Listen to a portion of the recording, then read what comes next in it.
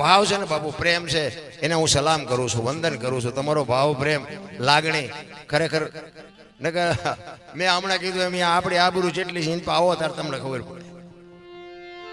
પણ એવા મહાપુરુષોની કંઈક કૃપા, કંઈક મારા મા બાપના કંઈક આશીર્વાદ હશે કે આટલા બધા મને સાંભળે, આવા અડીખમ કલાકારો, આવા સાજિંદાઓ આની ભેગું બે હવા મળે.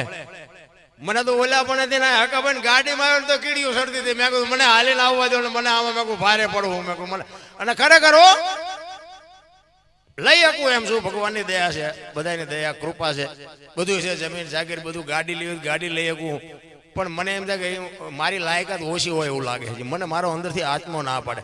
હું તો હકાભાને મેં કીધું અમે મોટરસાઇકલ લઈને આવી અને હું આવ્યો છું મોટરસાઇકલ લઈને જ તે. હા, હું એવી મોટી મોટી કરતા આવડે. હું બહાર ગામ મારા પ્રોગ્રામ જઉં હકાભા, હું ગાડી ભાડે બાંધી જઉં. હો હા, ઘણા મારા ગોપાલ બેવડો પૂછો. હા, ભાડે બાંધે.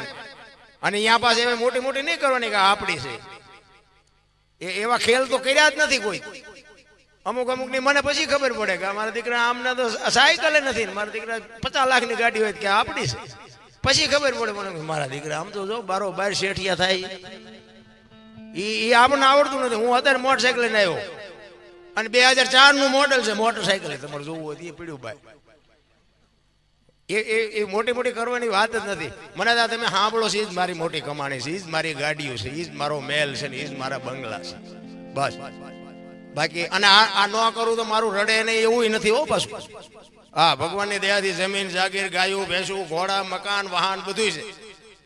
એવી કોઈ ચિંતા નથી. પણ આવા ભુવાજી જેવા આવા સંતોની બાપુ કૃપાથી ભગવાનની દયા. અને બીજી વાત એ કહી દઉં કે ખટારાનો ડ્રાઈવર બધા રાજ્ય રખડી આવ્યો છું, પણ કોઈ એમ કે દરબારે દારૂ પીધો તો પરમાટી ખાધી હતી 5 લાખની શરત મારીને આવજો. રામદેવજી બાપાની સાક્ષીએ કહું છું, કોઈ દી બાપુ મારી જિંદગીમાં મેં મારો દેહ નથી અપડાયો. એમ જીવનનો સિદ્ધાંત જોઈ મારું કુળ કયું, મારું ખાનદાન કયું, મારા મા બાપ કોણ, આનો પાવર નો હોય મરી જવાય.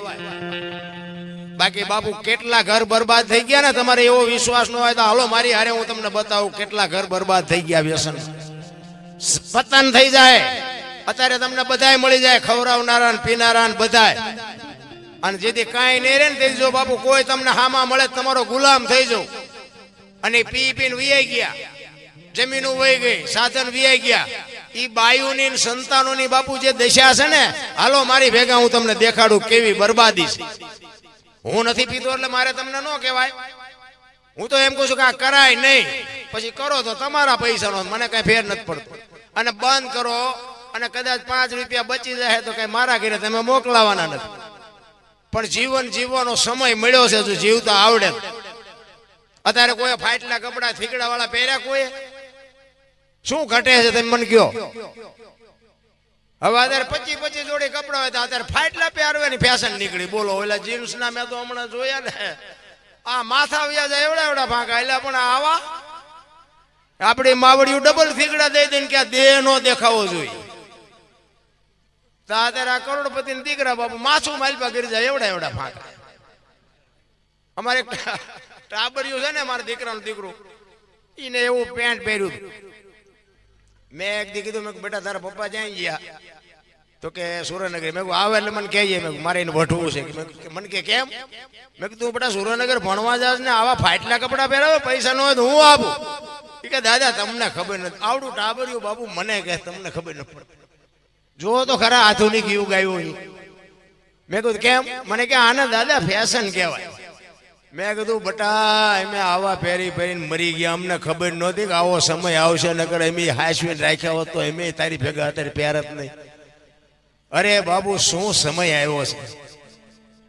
ભગવાને ખાય પીવું મોજ કરી હોય બધા માણા ફાટલા. ઓલા માલધારી આપડા આ માલધારી ડાયરો જાજો એટલે કહું, માલધારી ઓલા ઘેટા ને ઓલે ઊન કાતરે ને માથે ઓલા ફૂલડા પાડે, હાંડિયા ને ઘેટા ને. એટલે તેથી આ બધા વધારે પડતા સુખી હોય. શું કે આ બિચારા માલ ઢોરમાં પીડ્યા ને એટલે આવા ફૂલડા ફૂલડા પાડીને બિચારા રાજી થાય. અત્યારે કરોડપતિ ના દીકરા આયા ફૂલડા પાડે. બોલો આઈન પર ટકો હોય ને આઈન પર કાન ઢાંકો હોય. તો મને એમ દેખાડું આ માલધારી કરતા દીવડે અત્યારે આવ્યું. તેથી બાપુ એમના દાંત કાઢતા. હવે આમના દાંત નહીં કોઈ કાઢતું હોય. અરે બાબુ જે ગઢાની કોઠા હું જતી ને, હું તો એમ કહું છું ગઢા માવતર હોય ને અડધી અડધી કલાક એની પાસે બેહજો. એની પાસે જે વાતું મળશે ને બાપુ કોઈ શાસ્ત્રમાં વેદમાં પુરાણમાં ક્યાંય નહીં મળે બાપુ. મા બાપ જે આપણા ગઢા હોય ને, દાદા હોય કે મા હોય કે બાપ હોય, એની પાસે સમય કાઢીને અડધો અડધો કલાક બેહજો. ક્યાંય કોઈ તમને નહીં સાંભળવા મળે. એ ગઢાની જે બાપુ કોઠા હુજ્યું છે ને એ જીવનમાં તમને કોઈક દી ઉપયોગ આવશે. અને પંચર તો તેદી પડે જેદી સ્પેર વ્હીલ ન હોય તેદી જ પડે. આવું કોઈક દી રાખ્યું હોય છે ને ગઢાનું, તો આપણને કોઈક દી ઉપયોગ થાય.